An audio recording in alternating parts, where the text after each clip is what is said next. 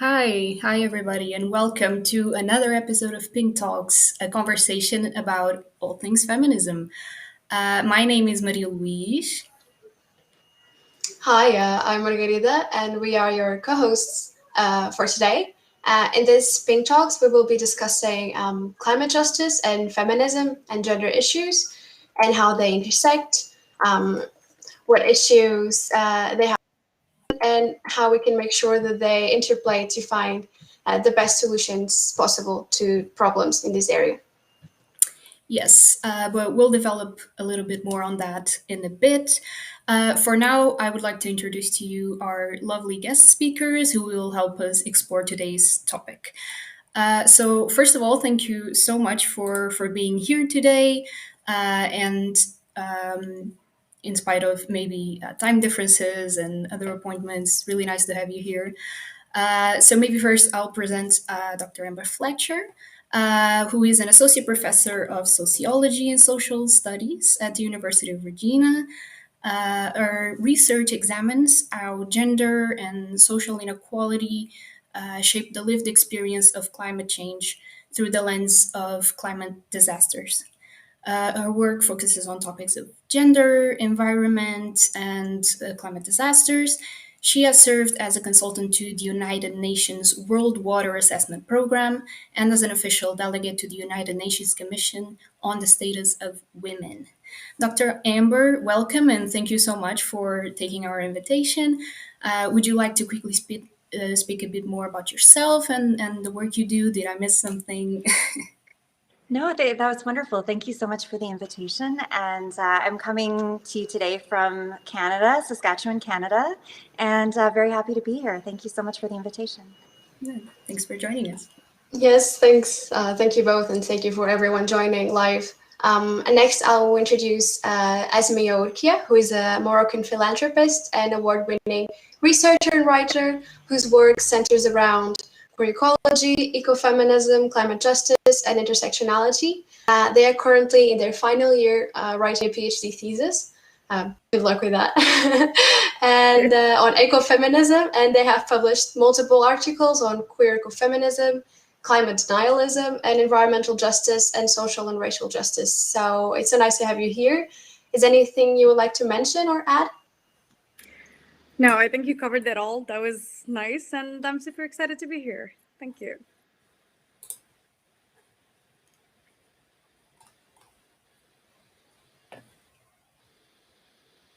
So, lastly, maybe we would like to let our audience know, to the people who are watching us live, before we start, that you can leave your questions. You probably can see a little discussion box to your right. So, if you want to engage in some conversation, you want to ask some questions about today's topic, just leave them there. We'll be paying attention and we'll probably get back to them in the end. All right. So maybe let's get started on today's topic. Big words, feminism and climate justice and climate change. What are these? And maybe even better, $1 million question. How and why are they related? Yes, I'll take you up on that. So first, environment and climate change, although they are separate issues, they are increasingly interlinked. And as we are all unfortunately very much aware, environmental change and climate change powered by human action have led to what is now commonly called a climate crisis, with very socially relevant consequences that are becoming harder to prevent. And climate justice is a term that, and a movement that acknowledges climate change as a social, ethical, and political issue, rather than one strictly environmental that exists in a vacuum. And this is done by relating the causes and effects of climate change to concepts of justice, particularly environmental justice and social justice. Yes. And as a social issue, the effects of climate change often have disproportionate effects on historically marginalized or underserved communities. A gender perspective then becomes relevant in these all areas of environmental policy. Gender relations play a key role in the access and control of environmental resources, as well as the goods and services they provide, and on in sort of a different perspective, also on representation in decision making. Women and girls in their full diversity are underrepresented in advancing climate justice across all levels and sectors of climate action, and therefore climate interventions fail to adequately account for women's, girls, other minorities' realities in climate crisis, such as violence, healthcare needs, economic resilience, and unpaid care and domestic work.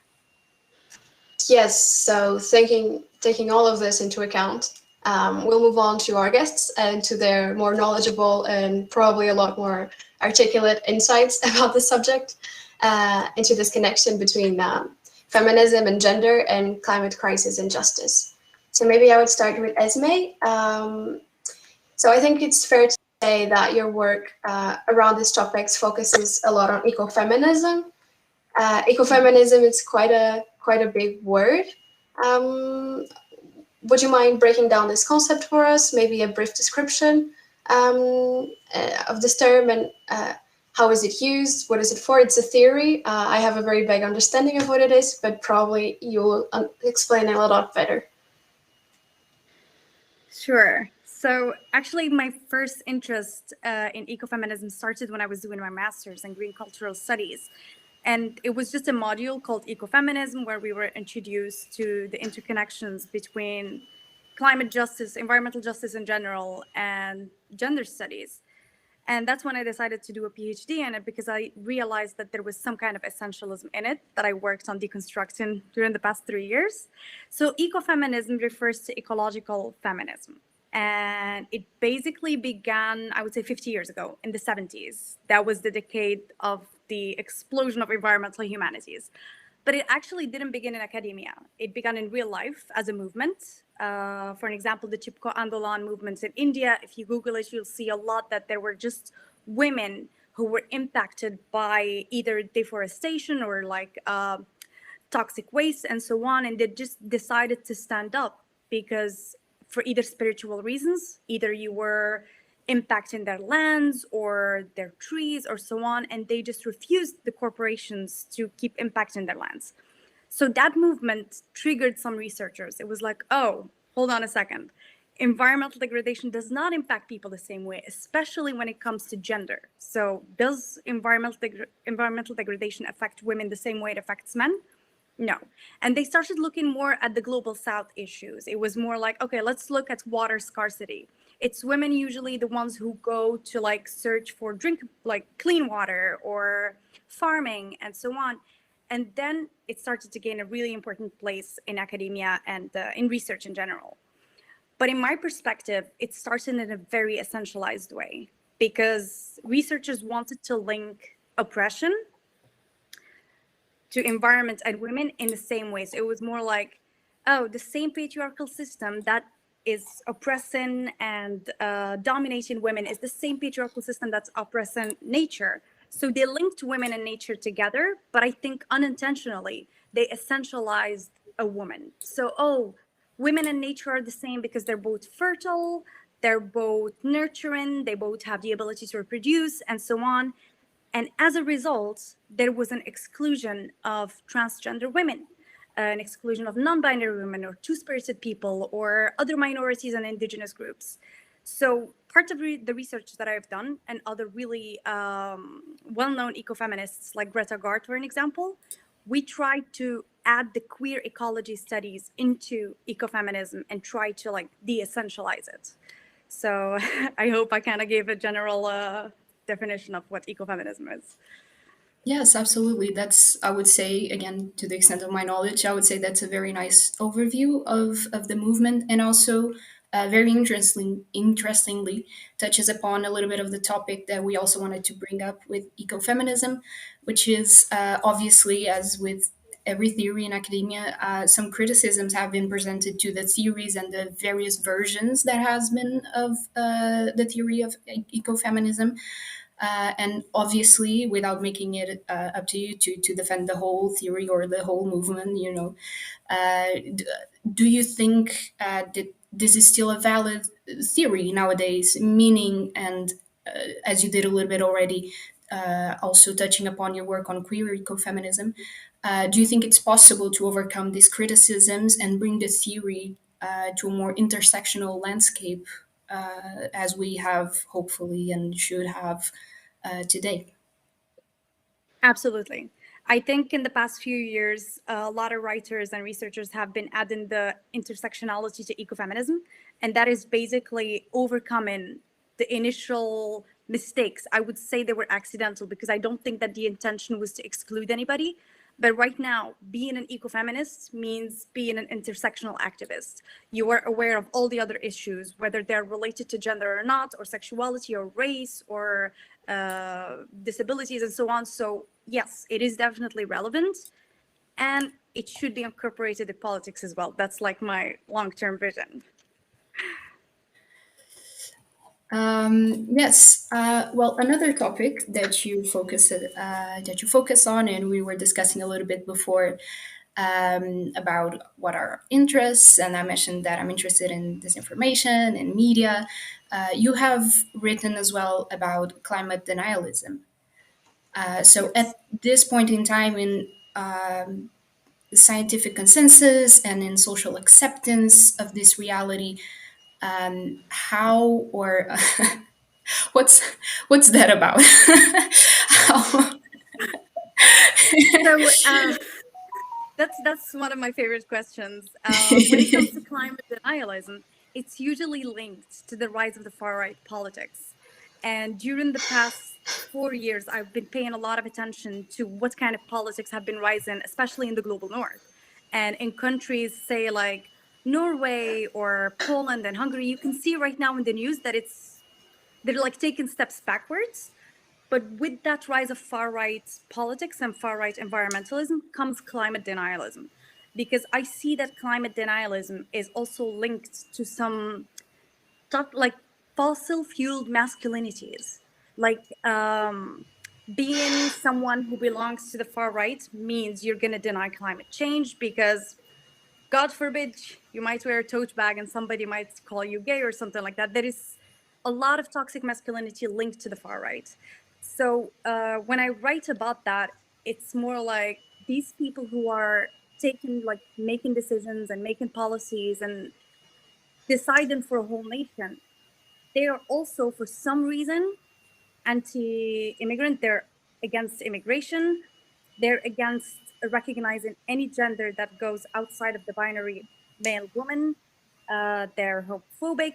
And when you see all these things linked together, there is no way you can't think of intersectionality. And when you think of intersectionality in relation to environmentalism, that's ecofeminism. That's the definition of it.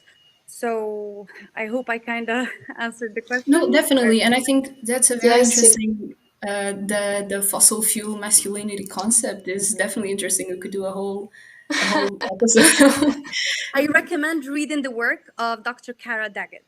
Like, her work is noted, fantastic. noted. Okay, Yeah. absolutely. Thank you so We much. can actually, like, at a later stage, give some recommendations through the Facebook group um, to participants. No, I really enjoy that you connected climate denialism to a very patriarchal ideology. I think it makes perfect sense. I agree. Well, maybe moving on to Dr. Amber Fletcher. So I would like to start by one topic, which is that research data shows that gender differentials with regard to the impacts of climate change mean more casualties among women during, for instance, extreme weather events and climate disasters, and an increased burden from domestic and care work. And your work has focused a lot in ways in which climate change and climate disasters have gendered impact, namely affecting women more negatively. Could you give us some examples of how and why this happens? Because it may not be very obvious to everyone that's totally out of these topics. Absolutely. Yes. Thank you for the question. This is definitely something that it's a question that I get a lot as a feminist climate change researcher. And that is, there's many pieces to kind of put together here. A lot of people say to me, well, how does climate change relate to gender at all? How are they seem totally separate to a lot of people. And I think it is really important to first recognize that although climate change seems like this very big abstract problem to a lot of people, we are seeing it every day in increased frequency and severity of climate disasters. So climate change is manifesting in worse droughts, more severe floods, heat waves, wildfires. And these effects are being seen here in the Canadian prairies where I live, but also around the world. And so when we begin to bring this very big abstract problem that is climate change down to the level of our everyday lives and our experiences, we see that people are not affected in the same way. And just like with the pandemic, we've often heard this refrain of, we're all in this together, we're all being affected by this. We are all in this together to realities that already exist, these intersecting forms of inequality that exist in our social body. And I think what's really sort of important about that is to note, just as Asme was saying, it's really important to recognize that these are not these inequalities, these forms of marginalization and power and privilege that shape people's experiences of a disaster so profoundly are not natural. They're not inherent characteristics of certain people or certain groups that make them, quote unquote, vulnerable. It is a social product. This disproportionate vulnerability is a social product. It's a product of existing inequality that has been there for a long time and is very, very structural and deeply rooted. And if we recognize that vulnerability to climate disasters is a construct, we also recognize that it is something we can change. And I think that's really important to note, that this is not permanent, this is not unchanging, and this is not natural. And so with that, when it comes to the gendered impacts, I think these impacts will vary from place to place. They are contextual, but they are linked to bigger structures as well. Structures of systemic racism, of patriarchy, of homophobia that are all very deeply rooted across many different societies. Here in the Canadian Prairie region, with my own research, I've seen how women's caregiving responsibilities, and this is something we see in many different societies, women remain disproportionately responsible for caregiving, for domestic work. And in many cases, this has a very tangible effect in making them unable to evacuate during a wildfire, during a flood, because it's not just them that they're caring for, it's everybody else. I've also seen it in terms of the emotional labor that women provide. When a drought hits a rural community, and my own research focuses primarily on rural and Indigenous communities, and when a drought or a flood disaster hits those communities, it's women that disproportionately take on that emotional labor of holding everyone together, of walking on eggshells, as they describe it to me, to make everybody calm and to try to make everything better. And again, this is not I definitely agree with Asme, this is not a sort of natural inherent characteristic of women, but this is a product of socialization that has told women for generations that this is your responsibility. And the question then becomes, who is supporting those who are responsible for supporting everybody else? And these are the ways that we see some of these gendered impacts playing out for women. In terms of men, though, there are also some effects of hegemonic masculinity. Men being socialized to rush into a disaster with that expectation of heroism, because that's what men are told to believe they should do. And so that can actually have an effect on fatality rates in some disasters for men as well. So there are issues with, for women, certainly caregiving, domestic responsibilities hold them back from evacuation. But also in terms of men, we see sometimes fatalities that are the product of those expectations of hegemonic masculinity. So that's one of the ways that gender plays out in disasters. If I can add a little bit on that, if you don't mind, but I loved how you mentioned the men's heroic thing, because I saw this thing on Instagram the other day. It says, "Let men be femme." And it just hit me because we don't allow men to be vulnerable, to have the capacity to care and show care. Actually, part of my research, like my thesis is 3 chapters, and the 3rd chapter is an analysis of the Great Hunger's literature. I'm not sure if you're familiar with the Irish Great Hunger that happened in the 19th century.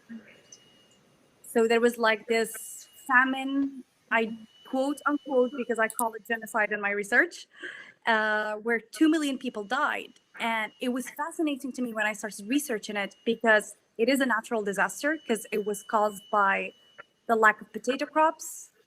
But there was much more to the event than that. But one of the things that I realized is during that, the mid 19th century, there was a scheme by the British government called the Earl Grey Scheme.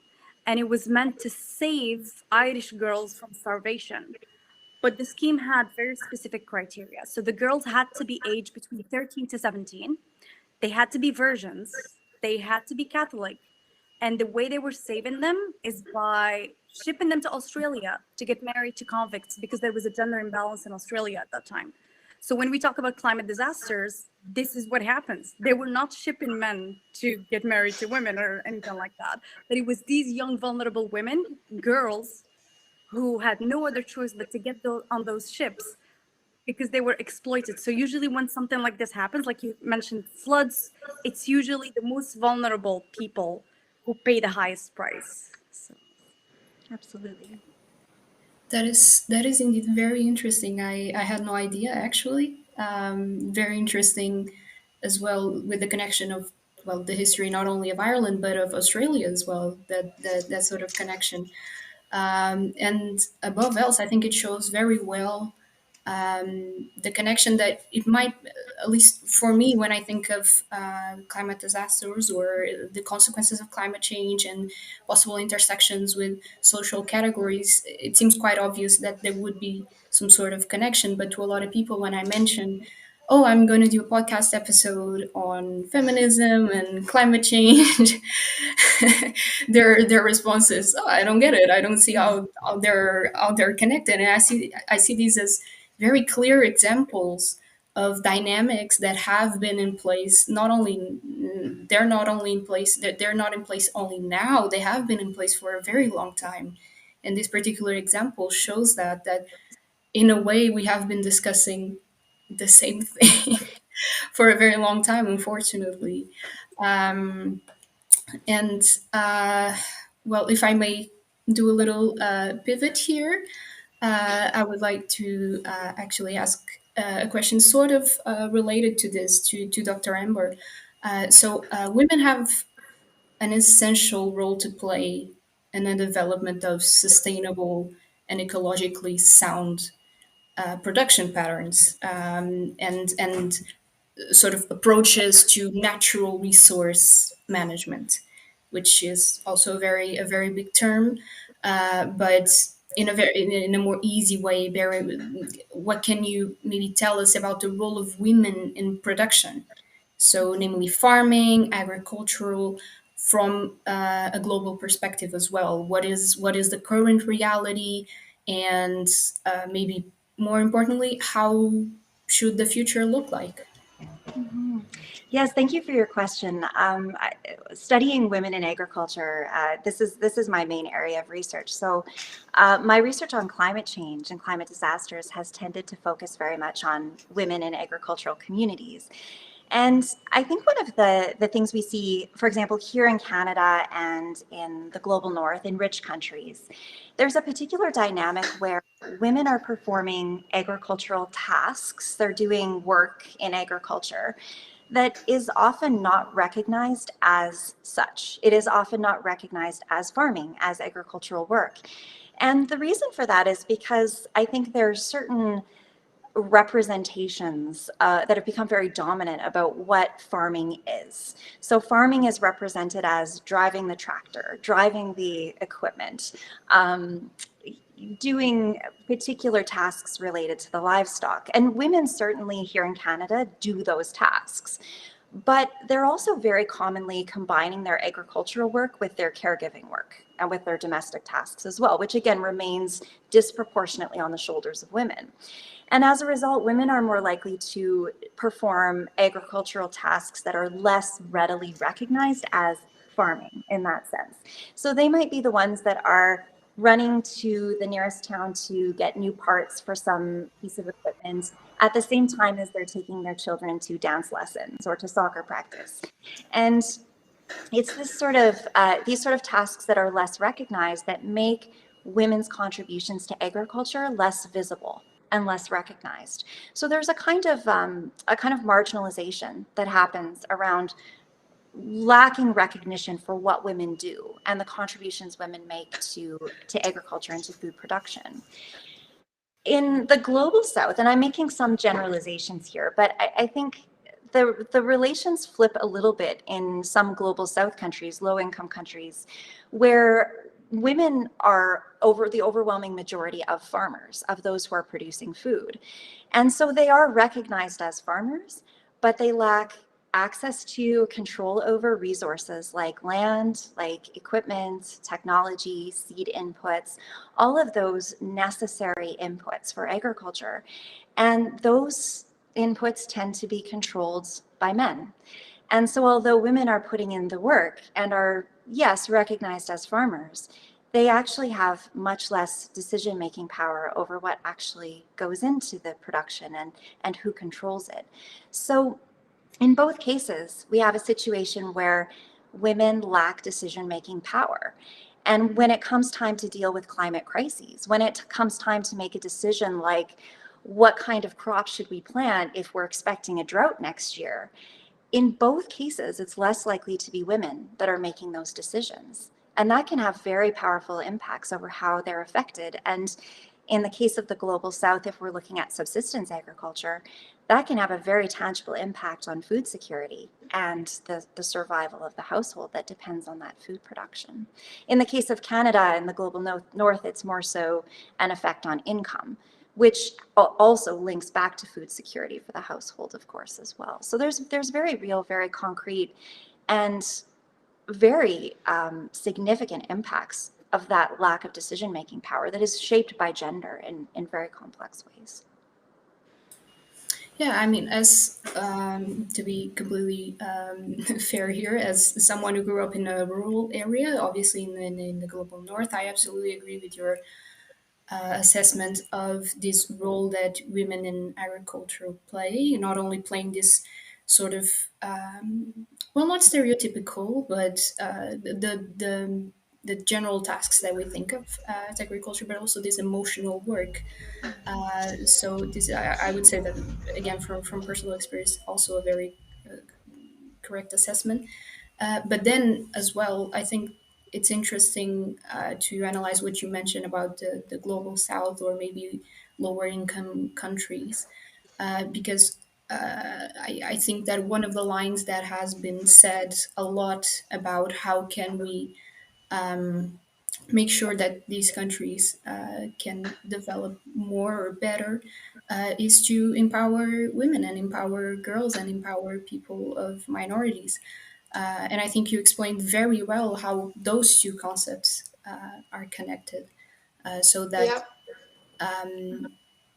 a very one of the quickest ways, let's say, to do a generalization to put a stop to poverty would be indeed to empower women to be self-sufficient and to run their own lives. Absolutely, I agree. Yeah. Yes, we have talked a bit here about the gendered lens of looking at climate change, and I thought it was very interesting, Dr. Fletcher, that you brought up the men, because men are a gender too, Yeah.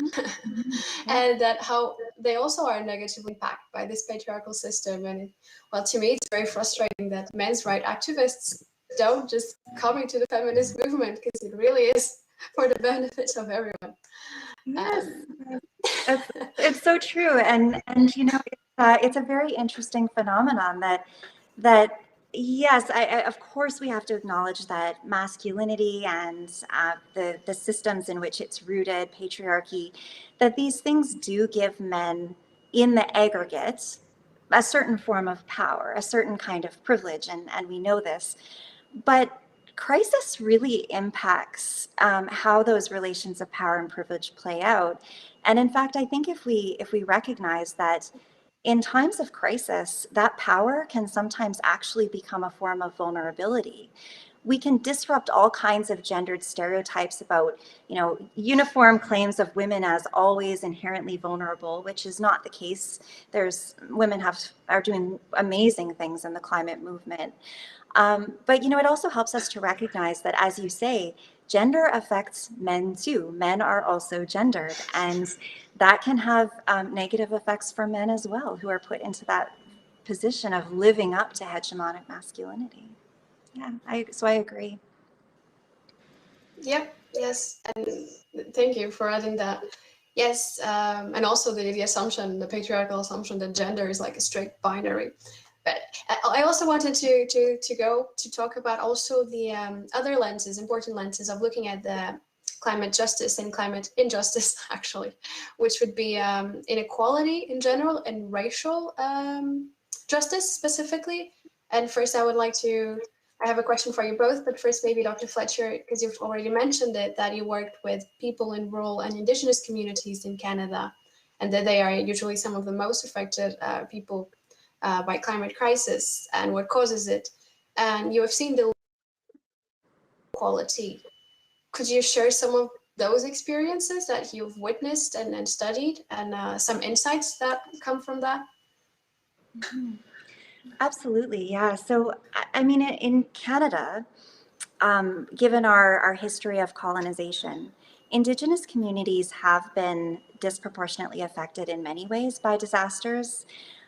Geography is certainly one aspect of it. We have, for example, many Indigenous communities living in the north, where we tend to see a lot of wildfire risk. But there are also Indigenous communities that are heavily affected by events like flooding.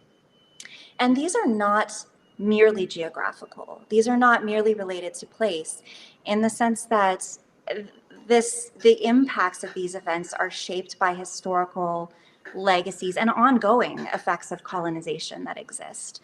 And just to give one example that I've seen in my own research, and there are many, but due to years of underfunding by the Canadian federal government for Indigenous communities, for housing in particular, there are many areas where Indigenous communities have not received the funding that they require, but housing is one of those areas.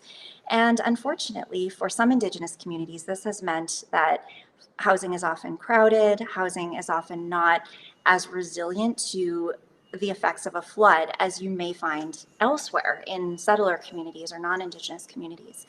So in some communities, this chronic underfunding of housing has led to low quality housing that is not resilient to floods. And when a flood disaster hits, those homes are more likely to be damaged, to be swept away, and due to underfunding, less likely to recover from that disaster as well. We have Indigenous communities who are still living with black mold infestation in their homes 7, 8, 10 years after a flood event that hit their community. And all of this goes back to a history of colonial relations where the Canadian government has not been living up to those responsibilities under treaty. We see in other communities, for example, in the case of wildfire evacuations, that wildfire evacuations happen according to the logics of the colonial government. So be that a provincial government or maybe even a federal government. And colonization is done in ways that is not suitable for, not respectful of the family structures and cultures that exist within those communities. As just a few examples, people would be separated from the elders because those elders are seen as, according to the logic of the provincial evacuation authorities, as vulnerable. But those elders are the source of knowledge, the source of strength and guidance that people rely upon, even more so in a time of disaster. And separating them from their communities actually has dramatic impacts. Evacuating people out of a northern community and bringing them into a very urban setting has resulted in negative impacts for youth who are seeing things, encountering challenges that they never encountered in their home communities. For adults who are placed on cots in evacuation centers and being told when to get up and when to shower and when to eat and when to sleep, can bring back memories of the residential school system, which has been incredibly traumatic for Indigenous communities here.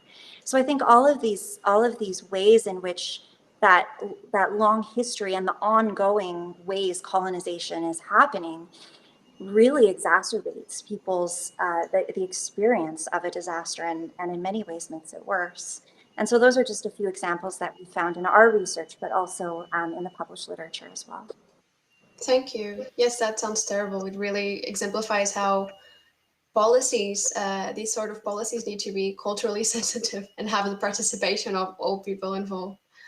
Absolutely. And yeah, Esme, I wanted to ask you as well that because your work also touches upon environmental justice as social and what have you found in your research when it comes to intersectionality, environmental and climate policies and policy making in various places around the world you have knowledge of? Yeah, well, I'm not going to go too far from home. I'm going to talk about my own country. And it's actually, there are two cases which were the main reason why I switched to environmental humanities. Because before that, I was working in the field of renewables, which was an amazing experience for 2 years. But it's then that I realized the science and the technology alone are not enough. So the first one started when I was a kid. So my father comes from an indigenous tribe in Morocco in a small town called Jarada. So if you Google Jarada, it's not famous at all, but in Morocco it is famous for the quality of coal. So there is excellent coal quality. But there was a French company called Charbonnage du Maroc. They were in the 90s and before then employing basically a vast majority of men in Jarada. So there was no unemployment because everybody works at the mines. Uh, but they went bankrupt in the 90s. They just shut down, left, and they promised people that they're going to give them like some kind of compensation, but they weren't given anything. So what happened is that people started kept doing the whole extractivism, but without any kind of protection, without any health and safety procedures or anything like that for years. So I have family members like they're far, but they died because of lung infections and so on, because they did that from generation to another, dig in and get in the coal and selling it for as little as like $5 or $7 for 100 kilograms or something. And I visited Jarada multiple times, especially as a kid. Like my dad used to take us, and I realized that those people are so connected to the land. They never wanted to leave for employment. They never wanted to go, say, to Casablanca or Rabat to search for employment. They wanted to stay there. They wanted to work in their lands. But because there was like a lack of infrastructure and unkept promises, because it's a small town, so it doesn't matter. We just left, no compensation, it's okay. And the second one was in 2016. So the Conference of Parties, COP22, took place in Morocco, in Marrakesh. And at that time, I was working still in the field of renewables. And I was fascinated by the conference and all the people who came and all the speeches and so on. But then I saw that people marched from a small village called Imedar, which is over 200 kilometers outside of Marrakesh, all the way to Marrakesh just to draw attention to them. And I was like, what's the point of having this €1 million conference here if these people are not given the chance to speak? Because they were not allowed to even be around the area where the conference was taking place for safety and security reasons. But then I had the chance to talk to a couple of them.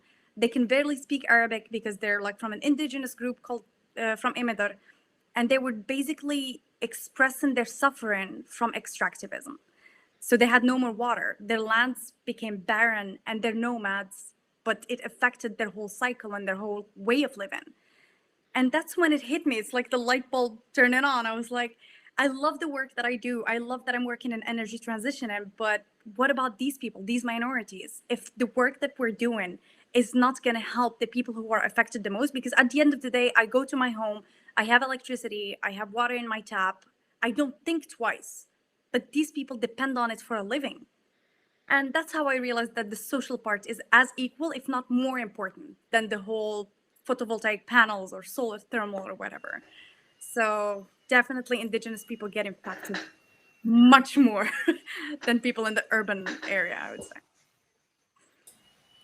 Yes, indeed. Both your answers had me thinking about this idea of how our knowledge is basically defined by our ignorance, and how when we are discussing policies, or in this case, climate change policies, or designing strategies as a response to climate change, how these interplay and dynamics, also that we have been discussing until now, how important it becomes to include everybody and to make sure that we think of everybody, which can be done obviously by bigger participation, bigger representation, but indeed also by the study of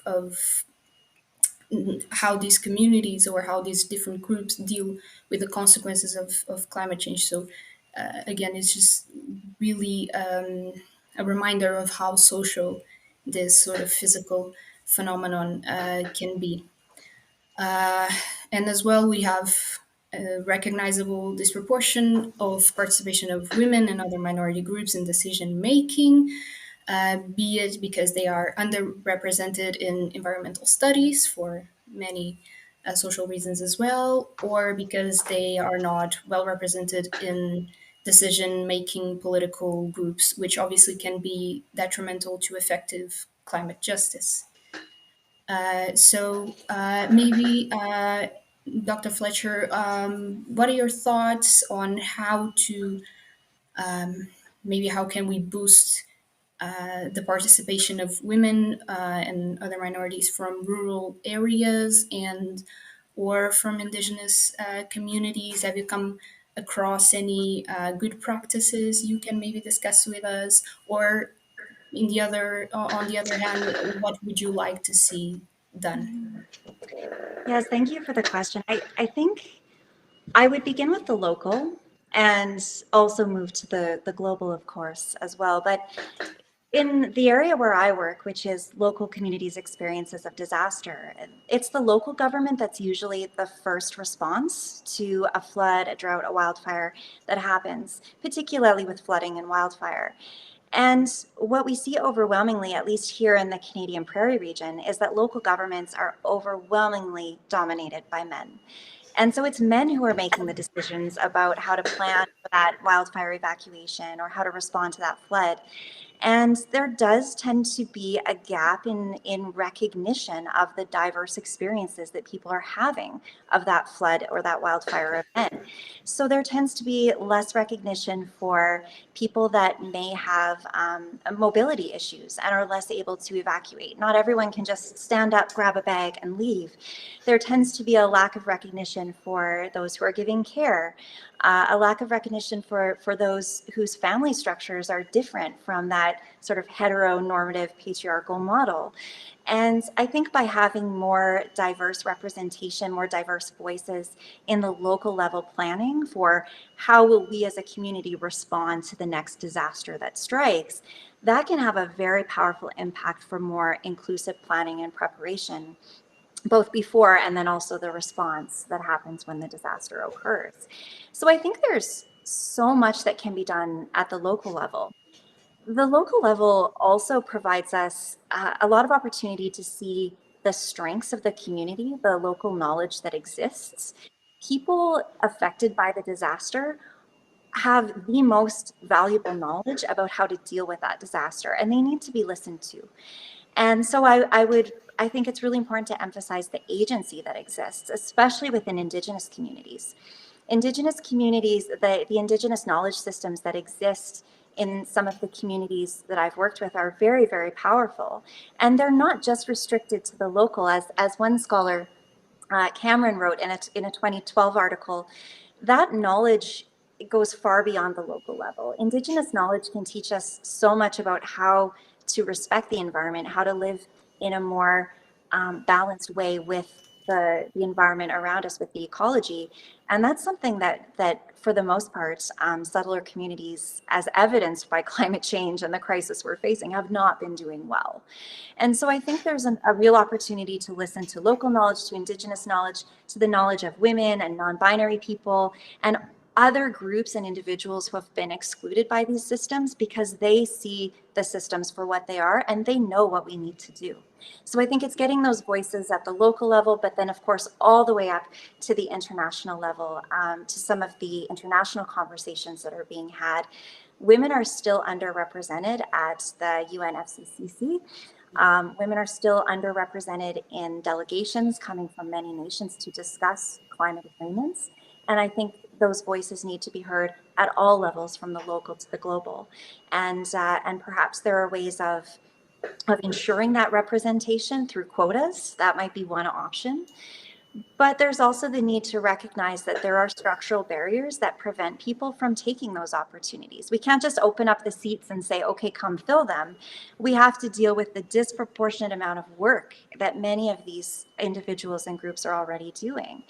And I think things like childcare, for example, making sure childcare is provided, schedule planning, adaptation planning meetings for times that work for all of the groups whose voices you need to hear. And there's very kind of tangible steps, running meetings in ways that are not colonial, you know, doing conversation, doing interaction differently. All of these things can help to enhance inclusion and to get to some of those structural barriers that have prevented those voices from being heard in the first place. And so those are some things that I would suggest.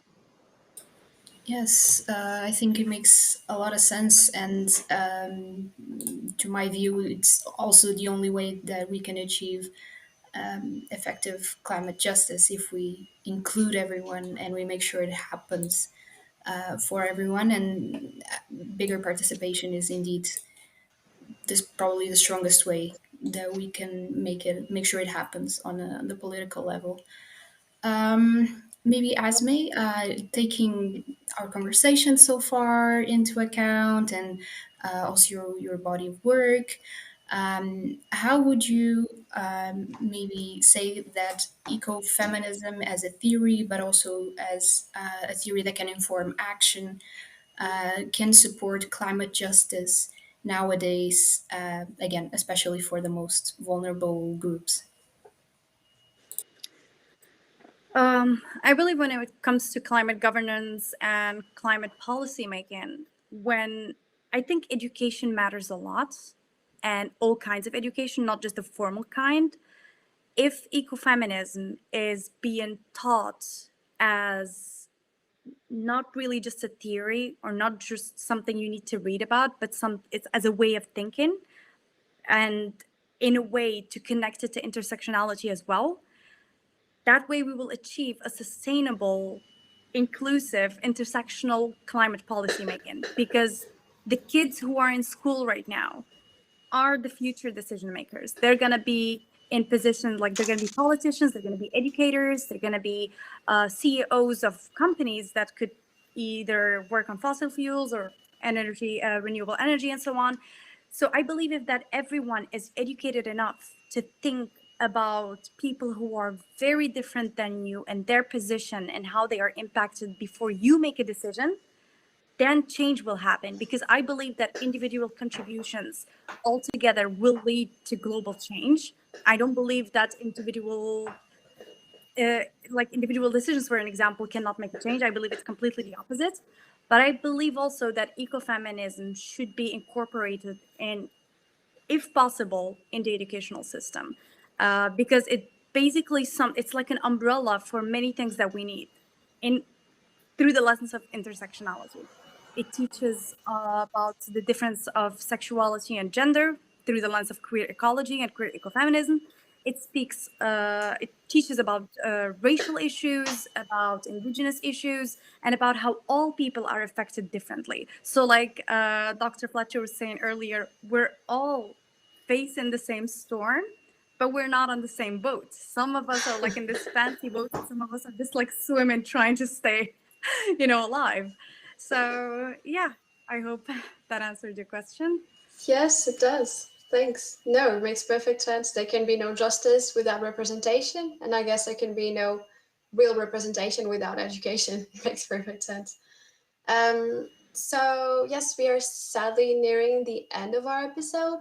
So I just wanted to ask if there's anything to both of you, if there's anything you would like to say and that you didn't yet, or otherwise, what are the main takeaways you would like people to take away from this talk? Maybe Esme, you can start.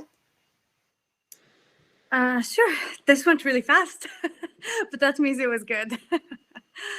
I would say to anybody who's watching this is don't be afraid of the politics of difference, because usually we were brought up with a mindset that promotes the politics of sameness. As long as you're trying to fit, as long as you're trying to not be a standout, you're okay, you're safe. I would say dare to stand out and dare to be different and dare to not fear someone else or another group that doesn't look like you or that doesn't speak like you or that doesn't believe in the same thing you do and so on. Because once we get to that level of being like our amygdala is not producing as much stress hormones when we see something different, once you're okay with it, once you train yourself to say, oh, that's different, but it's also safe, it's not a danger, that's when you're going to get to a level where your brain is going to become intersectional. You're going to see things from a different perspective. You're going to think twice, not just about yourself or how you are affected and your people, but everyone else on the planet.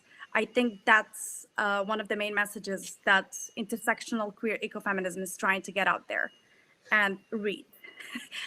You may not be reading books if you don't have time, but just read pop academia articles, stay educated, and ask instead of assuming. So, yeah. Thank you. That's that's great. Dr. Fletcher, would you like to add something, or what are the key main takeaways? Sure. I think what I would end with is we see this with the pandemic, and we see this with climate disasters and climate change. These crises expose inequality. And I think if there's maybe one possible silver lining from this pandemic, it's that it's made, I think, more abundantly clear to folks who may have had a lot of privilege and not realized it before, that we are all differentially affected, and that the intersecting forms of inequality we encounter in our daily lives shape our experience of crises as well. So crises can serve as a magnifier, perhaps, in revealing these things, but they also serve as an opportunity to transform these things. By exposing them, by making them more visible to those who may not have seen them before, we now have an opportunity to address them, to create a more positive, a more just way forward. And so I think we need to see crises as an opportunity for transformation and to make real change. And in the same way that I think a lot of folks are saying post-pandemic, let's not go back to normal, let's actually change and do things better and do things differently.